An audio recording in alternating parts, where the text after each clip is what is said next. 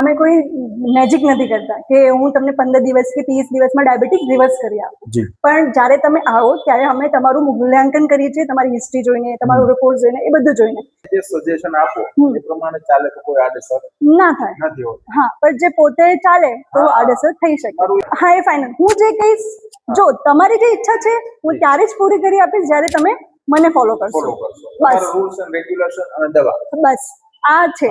આ તમે ફોલો કરશો તો 100% હું તમને તમારું રિઝલ્ટ આપીશ જે તમે ઈચ્છો છો. આજકાલ એક વસ્તુ હંમેશા જોવા મળે છે કે સ્વાસ્થ્યમાં સૌથી મોટો જો રોગ કઈ હોય ને તો ઘરે ઘરે કહી શકાય તો પણ નવાઈ નથી કે એક એવી બીમારી હોય છે કે જેમને કહેવામાં આવે છે ડાયાબિટીસ, કે જે હંમેશાને માટે ડાયાબિટીસ છે તે ઘર કરી ગયું હોય છે. ગુજરાતીમાં એક કહેવત છે કે જે ઘર કરી જાય ને એ મતલબમાં ત્યાંથી છૂટતું નથી. અને એ ડાયાબિટીસને કઈ રીતે કંટ્રોલ કરવી, ઘણા બધા લોકોના સવાલ હોય છે, ઘણા બધા લોકો પીડાય પણ છે. હવે એ જ ડાયાબિટીસને કઈ રીતે કંટ્રોલ કરવી, શું કરવું, એમની અંદર શું આખું સજેશન છે, તેમના વિશે મારી સાથે આજે જોડાયા છે. એમનો ઇન્ટ્રો થોડો એ ટૂંકો આપશે. આપનો થોડો ઇન્ટ્રો આપી દો. નમસ્તે, મારું નામ ડોક્ટર કોમલ મૌર્ય છે. હું ઘણા સમયથી મુખ્યત્વે ડાયાબિટીસ મેનેજમેન્ટ, લાઇફસ્ટાઇલ મોડિફિકેશન અને ડાયાબિટીસ રિવર્સલ પર કામ કરી રહી છું. જી, સવાલ મારો એ છે કે ડાયાબિટીસ માટે આપ કામ કરી રહ્યા છો, છેલ્લા ઘણા વર્ષોથી કરતા હશો, અને ડાયાબિટીસ માટે ડાયાબિટીસને મતલબમાં ડાયાબિટીસને ઓળખવું કઈ રીતે, મતલબમાં હોય તો છે જ, એટલે શું કઈ રીતે ઓળખાય કે આપણને ડાયાબિટીસ છે કે નહીં, માણસમાં કઈ રીતે ઓળખાય? એના માટે એક ટેસ્ટ હોય છે જેને આપણે HbA1c ટેસ્ટ કહીએ છીએ. એમ તો આપણે એબીપીએસ અને પીપીબીએસ સવારે ભૂખ્યા પેટે અને જમ્યાના 2 કલાક પછી કરીએ છીએ, બટ એ માત્ર 1 થી 2 દિવસની રીડિંગ હોય છે. તો આપણે HbA1c ટેસ્ટ કરવાનું છે.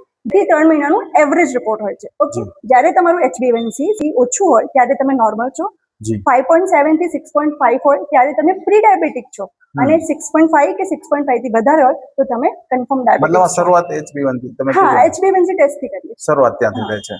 મતલબમાં ડાયાબિટીસના તો પછી પ્રકારો ક્યાં હોય, અલગ અલગ એના કેટલા પ્રકાર કહેવાય? એમ તો બહુ બધા પ્રકારો હોય છે, પણ મુખ્યત્વે ટાઈપ 1 જે ઓટોઇમ્યુન ડિસઓર્ડર છે. આમાં શું છે, જે તમારો ઓટોઇમ્યુન્સ હોય છે ને એ પેન્ક્રિયાસના બીટા સેલ્સને નષ્ટ કરી નાખે છે. તેનાથી તમારા બોડીમાં ઇન્સ્યુલિન બનતું જ નથી. એનું એક સબટાઈપ લાડા પણ છે. લાડા એટલે લેટેન્ટ ઓટોઇમ્યુન ડિસઓર્ડર ઇન એડલ્ટ્સ.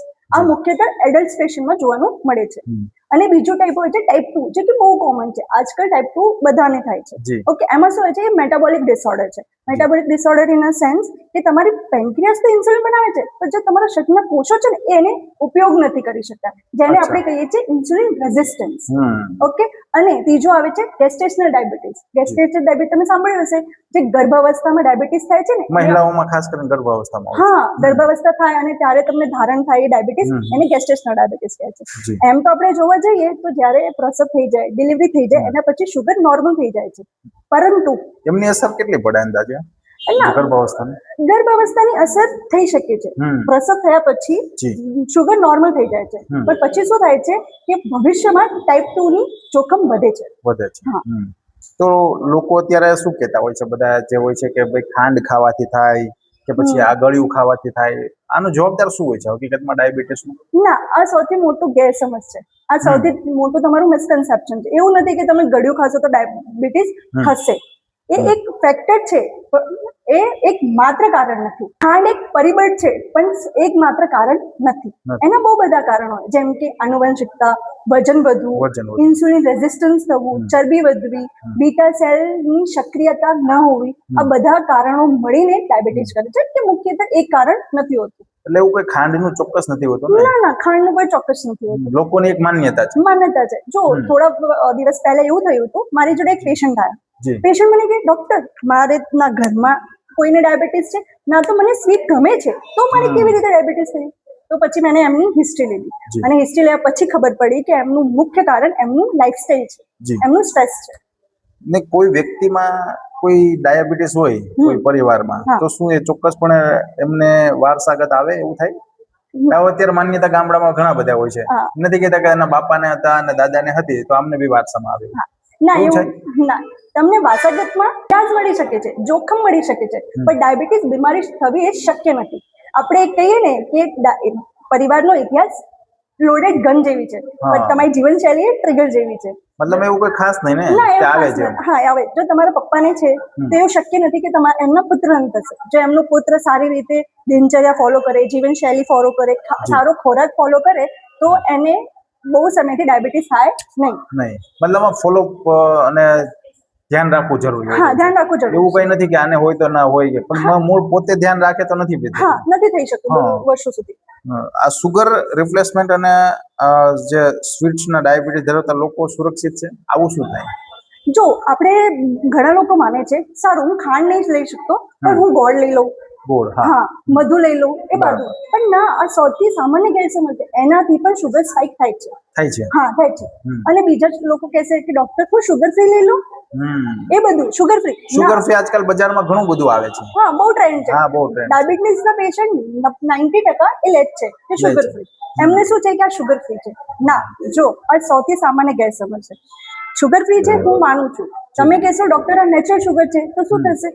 તમે માનો છો નેચરલ શુગર છે, તમારી બોડીને નથી ખબર કે નેચરલ શુગર છે કે આર્ટિફિશિયલ શુગર છે. શરીર નથી જાણતું. હા શરીર નથી જાણતું. તમારા શરીરને એ જ ખબર છે કે શુગર છે, એને એવી રીતે કાર્ય કરે છે. મતલબ પોતાને એમ અંદરથી લાગે છે કે આ શુગર ફ્રી છે, માન્યતા માની લેવું, બસ માન્યતા ધારણા કરી લેવી. પણ શરીરને આપણે ખબર નથી કે ડાયાબિટીસના રિવર્સ કરતા જે પેશન્ટ હોય છે એમાં રૂચિ આયુર્વેદિક કઈ રીતે પ્રદાન કરે છે, મતલબ કઈ રીતે આખું કામ કરે છે?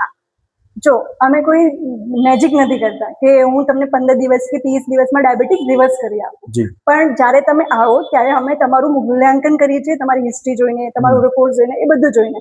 એના પછી અમે તમારી મેટાબોલિક સ્વાસ્થ્યને પણ કાળજી રાખીએ કે એ કેવું છે. આ બધું જ જોઈને અમે તમને એક પર્સનલાઇઝ ડાયટ આપીએ છીએ, લાઇફસ્ટાઇલ મોડિફાઈ કરીએ છીએ અને કરેક્ટ ટ્રીટમેન્ટ આપીએ છીએ. ઓકે, આ બધું એક પ્રોટોકોલ હિસાબે ચાલે છે. એના પછી અમે કન્ટિન્યુઅસ તમારી મોનિટરિંગ કરીએ છીએ અને ફોલોઅપ લઈએ છીએ. જો અમને લાગે ક્યારે કે આ તમારી ફોલોઅપમાં આ દવા ચેન્જ કરવાની છે, આ ડાયટ ચેન્જ કરવાની છે, તો એ પણ અમને કરી એમની કાળજી રાખવી. હા એમની કાળજી રાખીએ છીએ. શું બ્લડ શુગર છે એમનાથી ડાયાબિટીસને વધુ ગંભીર બનાવી શકે? મતલબમાં સ્તર એમનું જે આપણું હોય છે, તણાવ હોય છે, કોઈ નથી કહેતા માનસિક હોય છે, તણાવ હોય છે કે પછી ટેન્શન હોય છે, આ શું બ્લડ શુગરને વધારે? હા સ્ટ્રેસ તમારા બ્લડ શુગરને વધારે છે. ચિંતા, હા જે તમે ચિંતા કરો, કોઈની બહુ બધી ચિંતા, ઓવર થિંકિંગ હોય, સ્ટ્રેસ હોય, એ તમારા ડાયાબિટીસ શુગરને વધારે છે. શુગર સ્પાઇક કરે છે. એમાં શું થાય છે, જ્યારે તમે સ્ટ્રેસ લો ત્યારે પેરાસિમ્પેથિક નર્વસ સિસ્ટમ એક્ટ કરે છે. એનાથી શું થાય છે, કોર્ટિસોલ અને એડ્રેનાલિન રિલીઝ થાય છે. તેનાથી આપણી બોડીમાં ફાઇટ અને ફ્લાઇટની મુવમેન્ટ આવે છે. જો ત્યારે આપણે આવે તો આપણી બ્લડ જે લીવર છે એ ગ્લુકોઝ, એક્સ્ટ્રીમ ગ્લુકોઝ સિક્રેટ કરવા લાગે છે. અને જો એક્સ્ટ્રીમ ગ્લુકોઝ સિક્રેટ થાય તો શું થાય, હાઇપરગ્લાયસેમિકની કન્ડિશન, શુગર સ્પાઇક થાય. ઘણા લોકો એવું પણ માનતા હોય છે કે વજન ઘટાડવાથી કઈ ફેર પડતો હોય છે ડાયાબિટીસમાં, તો એમાં શું વજન ઘટે વધે એવું કઈ એમાં શું થાય? મતલબમાં લોકો માન્યતા છે નોંધ પ્રમાણનું તમે વજન ઘટાડો તો નોંધ પ્રમાણનું ટાઈપ 2 માં એ યુઝફુલ છે. એમ નથી બધા માટે યોગ્ય નથી કે બધા માટે અયોગ્ય પણ નથી. એ તમારો ઉપર ડિપેન્ડ કરે છે. એમાં શું હોય છે, જ્યારે તમે વજન ઘટાડો ત્યારે તમારી ચરબી ઘટે છે, જે આપણે વિસરલ લેવલ. અને જો તમે કસરત કરો, એક્સરસાઇઝ કરો કન્ટિન્યુઅસ, તો આપણી સ્નાયુઓ હોય છે ને એ કન્ટિન્યુઅસ વર્કમાં આવી જાય છે. એનાથી તમારી જે સ્નાયુઓ છે એ લોહીમાંથી શુગર ખેંચી લે છે. જ્યારે ખેંચી લે, અપટેક કરી લે, તો તમારું શુગર ધીમે ધીમે ઘટવા લાગે છે.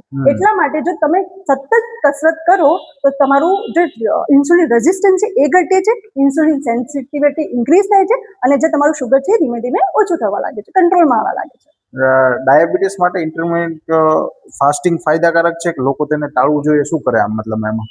હા એ પણ પર્સન ટુ પર્સન વેરી કરે છે. તમે જો તમારી હિસ્ટ્રી ટાઈપ 1 ની હોય, હાઇપોગ્લાયસેમિકના પેશન્ટ હોય તો આ બધું સારું નથી. ઇન્ટરમિડિયેટ ફાસ્ટિંગ બધા માટે નથી. ઓકે, દરેક પેશન્ટમાં સરખું નથી? ના, દરેક પેશન્ટમાં સરખું નથી હોતું. એ ટાઈપ 2 પેશન્ટના જેમને વજન વધારે છે એમના માટે યોગ્ય થઈ શકે છે. પણ એના માટે પણ અમે 5 પ્રશ્નો પૂછીએ છીએ. એ 5 પ્રશ્નો જો અમને લાગે કે હા એ પૂરતા થાય છે ત્યારે જ અમને તેમને એમનો જવાબ પ્રમાણે, એમની જવાબ પ્રમાણે. એમ પહેલો પ્રશ્ન એ જ હોય છે કે તમને કયા પ્રકારનું ડાયાબિટીસ છે, તમે ડાયાબિટીસ માટે કઈ દવાઓ લો છો, તમે હાઇપોગ્લાયસેમિકની કન્ડિશન ક્યારે ફીલ કરી છે, એવું. અને જો તમે ફાસ્ટ કરશો તો તમારું જે પોષક છે એ પૂરતું પડશે એવું. અને 5મી, તમે દવા અને મોનિટરિંગ કેવી રીતે પોસિબલ થશે ફાસ્ટિંગમાં? જો આ 5 સવાલ મને પૂરતા પડે છે તો પછી હું એમને એડવાઇસ કરું છું, તો સજેશન કરું. હા, તો સજેસ્ટ કરીએ છીએ. પેશન્ટ ટુ પેશન્ટ વેરી કરે છે. હવે એક સવાલ એ પણ થતો હોય છે ઘણા લોકો ખોરાકમાં, જે માંસાહારી કે શાકાહારી, એક સવાલ એ પણ હોય છે કે તો એમાં શું ફેર પડે? માંસાહારી ખાવું કે શાકાહારી? હા, ફેર પડે જ છે. હા, અમારી જે અમે આયુર્વેદિક દવા આપીએ છીએ એમાં અમે ટ્રાય કરીએ છીએ કે સ્ટેપ 1 ફેઝમાં અમે નોનવેજ ખાવાનું પ્રતિબંધ કરીએ છીએ. કારણ હા, પ્રતિબંધ કરીએ છીએ. કારણ શું હોય છે? કેમ કે અમારું જે મેઇન કન્સર્ન છે તમારું મેટાબોલિક સ્ટ્રેસ છે એને ડિક્રીઝ કરવાનું છે. એટલા માટે ફર્સ્ટ ફેઝમાં અમે એમને કહીએ છીએ ના નોનવેજ ના ખાઓ, એ તમારા માટે સારું. પણ જેમ જેમ સેકન્ડ ફેઝમાં આવે, એમનું શુગર ઘટવા લાગે, સ્ટેબલ થવા લાગે, ત્યારે અમે એમને ઇન્ટેક પણ કરીએ છીએ કે હા હવે તમે લઈ શકો છો. તો મૂળ તો પરેજી કહેવાય ને, કે ખોરાકમાં જે એ જરૂરી વસ્તુ એ કરવું પડતું હોય છે. જો ખાવાનું એવું ખાવાનું જેનાથી તમારું શરીર સ્વસ્થ રહે. ઓકે, અમને એવું નથી કે નોનવેજ સારું નથી ડાયાબિટીસ માટે, અમે એવું નથી કહેવા માંગતા. પણ શું થાય છે કે તમને નોનવેજ શું છે? Deep fried, high in protein, એ તમારા મેટાબોલિઝમ સ્ટ્રેસને વધારે છે.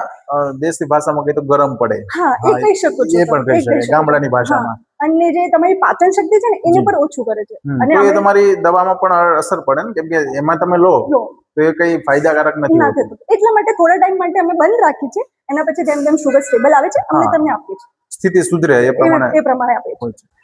ચલો, એટલું તો જાણી લીધું. હવે દવા ઉપર આપણે ભાર મૂકીએ કે આખરે કંઈ પણ સારું થશે દવામાંથી જ થશે.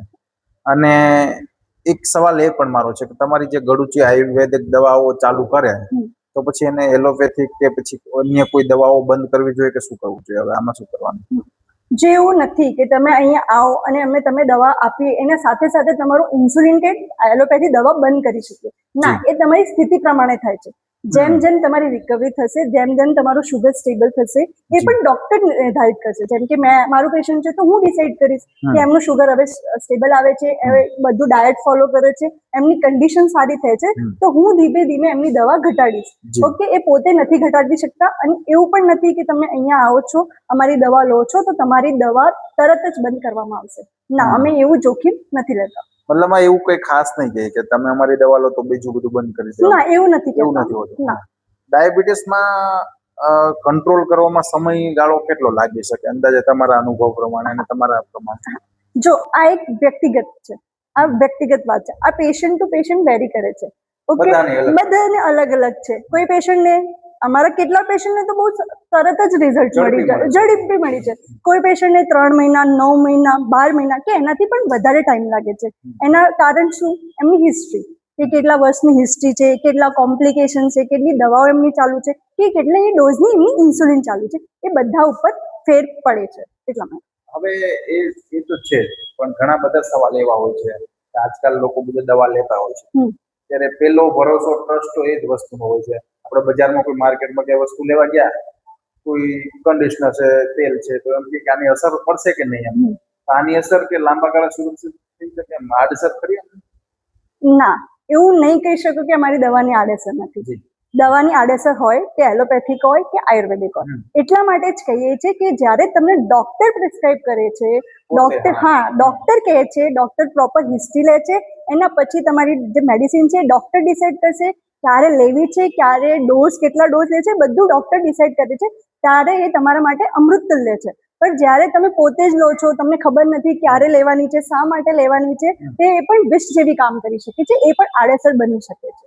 એટલા માટે અમે પોતેને જોઈને તમે જે સજેશન આપો એ પ્રમાણે ચાલે તો કોઈ આડઅસર ના થાય નથી હોતી. હા, પણ જે પોતે ચાલે તો આડઅસર થઈ શકે. મારું એમ કહેવાનું, હું તમને એમ કહું કે આ રસ્તે જાઓ, તમે એ રસ્તે ના જાઓ અને બીજા જાઓ, એ વસ્તુ અલગ નુકસાન થઈ શકે. પછી કશું થાય તો મારી જવાબદારી નથી. મતલબ આ ગળુચી આયુર્વેદિક જે છે એમની દવાની કોઈ પણ આડઅસર થતી નથી, એ પણ કહી શકાય છે. જો તમે સારી રીતે એને લો તો કહી શકાય. સાર સંભાળ છે, કોઈ પરેજી છે, કોઈ ખાણીપીણીમાં છે, એ તો ધ્યાન રાખવું પડે. એ બધું અમને કહીએ છીએ. અમને પર્સનલાઇઝ ડાયટ કરીએ છીએ. શું ખાવાનું છે, શું નથી ખાવાનું, કેટલું ચાલવાનું છે, ક્યારે ચાલવાનું છે, દવા કેવી રીતે લેવાની છે, એ બધું અમે લખીને આપીએ છીએ.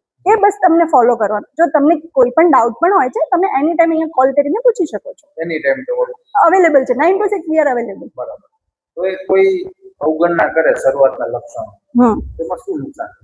ડાયાબિટીસ શરૂઆતમાં લક્ષણો હોય એવા તો એને અવગણના કરવી જોઈએ. હા, જો એકચ્યુઅલી શું થાય છે, ડાયાબિટીસ છે ને ધીમે ધીમે થાય એવી વ્યાધિ છે. હા, કેટલા લોકોને વર્ષો સુધી ડાયાબિટીસમાં કોઈ લક્ષણ મળતા નથી. હા, એટલા માટે અમે કહીએ છીએ કે સ્ક્રીનિંગ ઇમ્પોર્ટન્ટ છે. જો તમારા ઘરમાં કોઈને ઇતિહાસ હોય કે તમને કોઈ જોખમ હોય તો તમે સ્ક્રીનિંગ કરાવવી જોઈએ. જો તમારું લક્ષણ કે વારંવાર પેશાબ જવું, ખાસ કર રાત્રે, વારંવાર ભૂખ લાગવી, વારંવાર તમને તરસ લાગી, એના સાથે સાથે તમને જોખું દેખાય છે, યુરિનમાં ઇન્ફેક્શન આવે છે, મૂત્રમાર્ગમાં કોઈ ઇન્ફેક્શન છે, તળિયા બળે છે, તળિયામાં કોઈ ઝંઝનાટ થાય છે અને અકારણે તમારું વજન ઉતરી જાય છે. જો આવું બધું કશું પણ થતું હોય તો તમે તત્કાલિક બ્લડ ટેસ્ટ કરાવો. હા, જરૂરી છે. અને હું મારા પેશન્ટ્સને એક સલાહ આપવાનું ઈચ્છું છું. જો ડાયાબિટીસ એ ધીરે ધીરે થાય છે તો તમે એવું વિચારો નહીં કે મને જ્યારે બહુ બધા લક્ષણ આવશે, જ્યારે ગંભીર લક્ષણ આવશે ત્યારે જ હું રિપોર્ટ કરાવવા જઈશ. જો તમે આમાંથી કોઈ પણ લક્ષણ આવે છે અને સાથે સાથે તમારા ઘરમાં પણ કોઈને ઇતિહાસ છે અને કોઈ બીજા જોખમ છે તો તમે તાત્કાલિક બ્લડ ટેસ્ટ માટે જાઓ, શુગર ટેસ્ટ કરાવો. જરૂરી કરાવો. એ સવાલ તો છે, પણ હવે એક સવાલ એ પણ છે કે આ જે ગળુચી આયુર્વેદની દવાઓ છે તે કઈ રીતે બનાવવામાં આવે છે, એમનું કઈ રીતે જાળવણી અથવા તેના નીતિ નિયમ છે? હા, જો અમારી દવાઓ ઉડુપીની પોતાની ગુરુચીની મેન્યુફેક્ચરિંગ કંપની છે, પોતાની છે, જે GMP સર્ટિફાઈડ છે, મેન્યુફેક્ચરિંગ યુનિટ છે અમારી ઉડુપીમાં. ઓકે, તો અમે કંટ્રોલ પ્રોસેસ વાપરીએ છીએ, જેમાં રો મટીરિયલ સિલેક્શનથી લઈને એનું ઓથેન્ટિફિકેશન શું થશે એ બધું અમે જાણીએ છીએ. એના પછી અમે એનું મેન્યુફેક્ચરિંગ કરીએ છીએ, ફોર્મ્યુલેશન કરીએ છીએ, એની ક્વોલિટી ટેસ્ટ કરીએ છીએ, એનું સ્ટેબિલિટી ટેસ્ટ કરીએ છીએ. એના જ પછી અમે પેકેજિંગ કરીને એને ડિસ્પર્સ કરીએ છીએ કે રિલીઝ થઈએ. એના પછી એનું ગુણવત્તા જાણવા માટે અમને એક મોનિટરિંગ, સ્ટેપ બાય સ્ટેપ મોનિટરિંગનું બી ટેસ્ટ કરીએ છીએ, જેનાથી અમને ખબર પડે કે દવાની પ્યોરિટી કેવી છે, એની ક્વોલિટી કેવી છે, એ બધું અમને એનાથી ખબર પડે છે. સવાલ એ પણ છે, હવે આપણું પોડકાસ્ટ જોશે અથવા તો કોઈ લોકો એવું પણ વિચારશે અને ઘણા બધા પેશન્ટ આવશે પણ, તો એમાં તમારા ગળુચી આયુર્વેદનું એપોઇન્ટમેન્ટ બુક કઈ રીતે, એ પણ થોડું જણાવજો. ઓકે, જો બહુ સહેલું છે. તમને હમણાં જે નંબર જોવા આવશે એ નંબર ઉપર તમને જે પણ પેશન્ટ, હા, સ્ક્રીન પર આવે, જે પણ વ્યક્તિ જોઈએ છે કે મને ગળુચી આયુર્વેદાના અમદાવાદમાં ક્લિનિકમાં અપોઇન્ટમેન્ટ જોઈએ, એ ડાયરેક્ટ કોલ કરશે. અમારી CSR ટીમ એમને કોલ બેક કરીને તેમને ઇન્ફોર્મ કરશે કે કેવી રીતે થાય છે એપોઇન્ટમેન્ટ બુક, એમને હેલ્પ કરશે અને એમના હિસાબે એમના પસંદીદા કન્સલ્ટેશન સ્લોટ એમને આપવામાં આવશે, બુક થશે. હા, હવે એ તો સાચું છે, તમે એપોઇન્ટમેન્ટ બુક આ રીતે કરી શકો. તમારા ત્યાં પેશન્ટ જે છે એ કયા પ્રકારના વધુ આવતા હોય છે? જો મેં રિસર્ચ અને રેશિયો કાઢ્યો છે તો મોસ્ટલી અમારા અહીંયા ટાઈપ 2 ના પેશન્ટ આવે છે. ટાઈપ 2. ઓકે, એમાં શું હોય છે, આનું કારણ તમને ખબર છે શું છે? આજકાલ ટાઈપ 2 ના પેશન્ટ વધી ગયા છે. તમે એક જોશો ને કે 30 વર્ષમાં પણ કોઈને ડાયાબિટીસ શું આવે છે, ટાઈપ 2 ડાયાબિટીસ. ટાઈપ 2 માં 30 વર્ષમાં પણ પેશન્ટને આવે છે. એનું મુખ્ય કારણ કોઈ લોકો એવું પણ ધરાવતા હોય છે કે કોઈ મોટી ઉંમરના હોય છે એમને જ હોય છે. હા, ના, એ મિસકન્સેપ્શન છે. આજના એરામાં ટાઈપ 2 ડાયાબિટીસ 30 વર્ષના ઉંમર પણ આવે છે અને એનું કારણ શું? આ આધુનિક દિનચર્યા રૂટો છે. આપણે એની ટાઈમ ફૂડ ખાઈએ, વજન વધવું, ઓકે, કાયમની એક પૂરતી ઊંઘ ના લેવી, બધું, અને સ્ટ્રેસ વધારે, હા, એનાથી મેટાબોલિક સ્ટ્રેસ થાય અને એનાથી ઇન્સ્યુલિન રેઝિસ્ટન્ટ થાય છે. એનાથી તમને ડાયાબિટીસ આવવાનો ચાન્સીસ છે. તો આ થઈ શકે છે. એ તો છે, પણ હવે તમારા થકી સફળ મતલબમાં કોઈ એવા કેટલાક જે પેશન્ટો છે કે જેમાં એમને સફળતા મળી હશે? જો આમ તો બહુ બધા છે, નંબર્સ અનકાઉન્ટેબલ છે, એ છે, પણ જો અમારી મોટીમાં મોટી એ સફળતા છે, જે પેશન્ટ 4 ટાઈમ ઇન્સ્યુલિન લેતા હતા એ આજે 1 ટાઈમ ઇન્સ્યુલિન લે છે. ઘણું કંટ્રોલ. હા, ઘણું કંટ્રોલ આવી ગયું છે. અને જે પેશન્ટની બહુ બધી એલોપેથી મેડિસિન ચાલતી હતી, બહુ બધા કોમ્પ્લિકેશન હતા, એ બધું ઘટીને 1 ટેબ્લેટ પર આવી ગયા. અને જેમને નોર્મલ હતું, માઇલ્ડ કોમ્પ્લિકેશન્સ હતા, એમને તો કાયમ માટે રિવર્સ થઈ ગયું. તો એવું પણ થઈ શકે છે. આ બધી અમારી સફળતાઓ છે. મતલબમાં તમે જો ધારો તો એ કરી શકો. હા, તમે તમારું સજેશન હોય એ પ્રમાણે. હા, કોઈ કાલે આ દવા લઈ જાય તો બધી પરેજી રાખવી પણ પડે ને. હા, અમે જો દવા આપીએ છીએ ને, સાથે સાથે 4 વસ્તુ કહીએ છીએ પેશન્ટને. ફર્સ્ટ, ડાયટ, એમના માટે શું ખાવું છે, કેટલા વાગે ખાવું છે, એ બધું આપીએ છીએ. સેકન્ડ, કેટલું ચાલવું છે, ક્યારે ચાલવું છે, એ પણ અમને કહીએ છીએ. ત્રીજું, કેવી રીતે મોનિટરિંગ કરવી છે, કે ક્યારે શુગર માપવું, ક્યારે નથી માપવું. અને ચોથું, આ દવા ક્યારે લેવી છે અને કેવી રીતે લેવી છે. આ 4 વસ્તુ અમે પેશન્ટને કહીએ છીએ.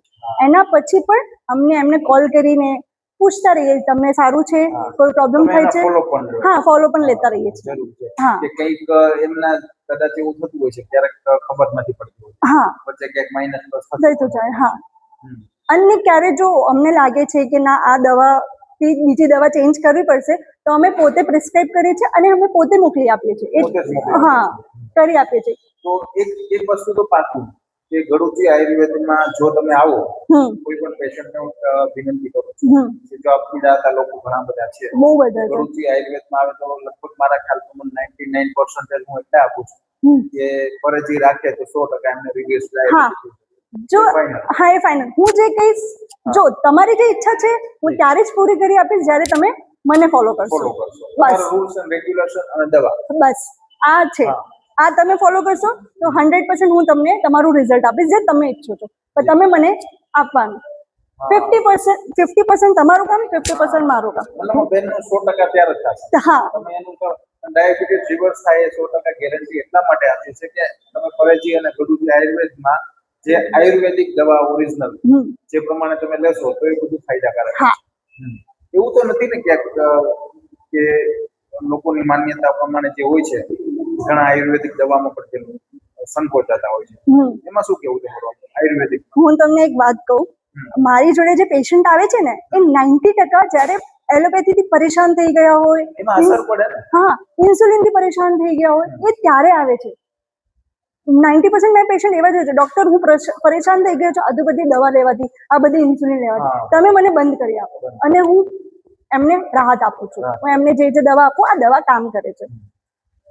તો આ હતા મારી સાથે ડોક્ટર જે ડાયાબિટીસ માટેનું કંટ્રોલિંગ છે તે 100% થઈ શકે છે, રિવર્સ પણ થઈ શકે છે. અને તમે પણ જો આ ડાયાબિટીસના પીડાતા હોય તો ગળુચી આયુર્વેદનો સંપર્ક કરો અને એમાં એપોઇન્ટમેન્ટ પણ તમે ડિસ્પ્લે ઉપર આપેલા નંબર પર એપોઇન્ટમેન્ટ બુક કરાવો. અને એવું અમે ચોક્કસ નથી કહેતા કે તમારી 100% રિઝલ્ટ થઈ શકે, પણ હા 99% એટલા માટે કહીએ છીએ તમે પરેજી રાખશો, ગળુચી આયુર્વેદિકની જે દવાઓ છે તે તમે લેશો અને બંને ભેગું થશે તો તમારી ડાયાબિટીસ 100% કંટ્રોલ થઈ શકે છે.